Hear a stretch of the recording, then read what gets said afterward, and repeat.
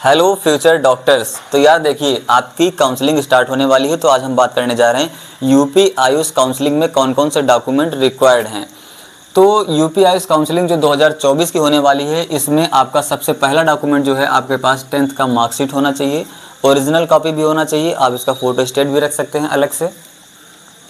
12th का marksheet भी होना चाहिए आपके पास, डोमिसाइल सर्टिफिकेट होना चाहिए, और इसके बाद आपका फिटनेस सर्टिफिकेट, ये आप किसी मेडिकल कॉलेज से बनवा सकते हैं, किसी रजिस्टर्ड डॉक्टर से बनवा सकते हैं, या फिर और भी जो आपके पास मेडिकल सुविधाएं हैं वहाँ से फिटनेस सर्टिफिकेट बनवा सकते हैं। इसका सिर्फ एक ही मतलब है कि आप फिजिकली फिट हैं, हेल्दी हैं।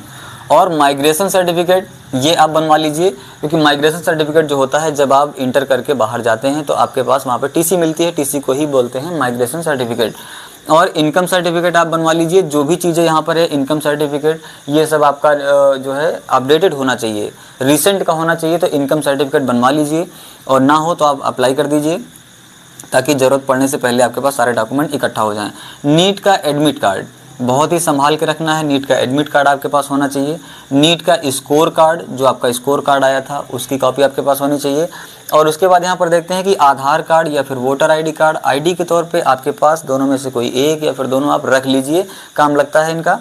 और गैप सर्टिफिकेट एक कचहरी से बनता है गैप सर्टिफिकेट, इसके बारे में आप लोग नहीं जानते होंगे।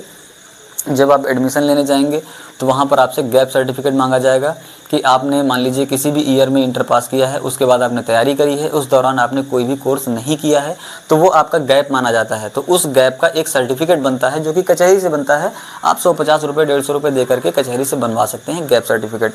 कोई भी डाउट होता है, आपको कमेंट सेक्शन में जाना है, आपको डिस्क्रिप्शन में जाना है, वहाँ पर आपको मेरा कॉन्टैक्ट नंबर मिल जाएगा, आप हमसे वहाँ से सलाह ले सकते हैं।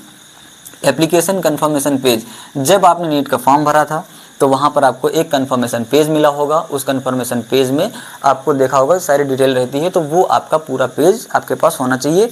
और आपके पास फ़ोटो होनी चाहिए, पीडीएफ के फॉर्म में भी और ऐसे भी फ़ोटो होनी चाहिए, जो आपने नीट के फॉर्म में दी थी वो फ़ोटो आपके पास होनी चाहिए। तो ये सारे डॉक्यूमेंट की लिस्ट है, इनका आप पहले से ही एक फ़ाइल बना के रख लीजिए, एक अलग फ़ोटो स्टेट करवा के रख लीजिए, एक ओरिजिनल का रख लीजिए फ़ाइल, और ये एक स्कैन करके उसका पीडीएफ फॉर्म में भी रख लीजिए। किसी भी तरीके से आपका यूज पड़े तो आप वहाँ पर दे सकें, क्योंकि आपकी साल भर की मेहनत, जितनी भी आपने अभी तक मेहनत करी है, वो सारी की सारी मेहनत ख़राब हो जाएगी अगर एक भी डॉक्यूमेंट आपका गड़बड़ हो गया।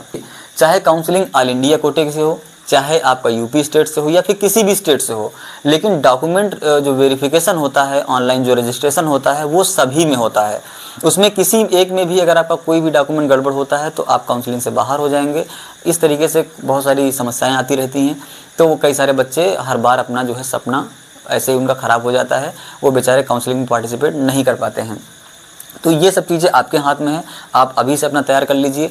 आप जितना अलर्ट थे नीट की तैयारी में, जितना मेहनत करते थे, उससे कहीं ज़्यादा अलर्ट आपको अब रहना है, क्योंकि कॉलेज आपको काउंसलिंग से ही मिलता है। तो काउंसलिंग बहुत ही तरीके से करनी होती है, बहुत ही सिस्टमेटिक करनी होती है, क्योंकि ये बड़ा ही टफ और कॉम्प्लिकेटेड प्रोसेस होता है।